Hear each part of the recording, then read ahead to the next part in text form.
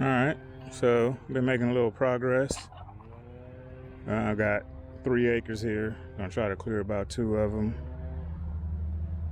Been loading everything out with the dually and the PJ 14K dump trailer.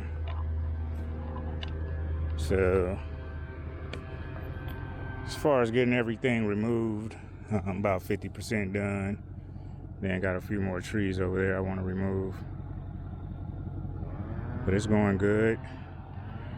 Once I get this, I'm gonna go ahead and consolidate my the topsoil in one of the corners. Then I'm gonna go see if I can put up a sign. See if I can get some field dirt if anybody's trying to get rid of any.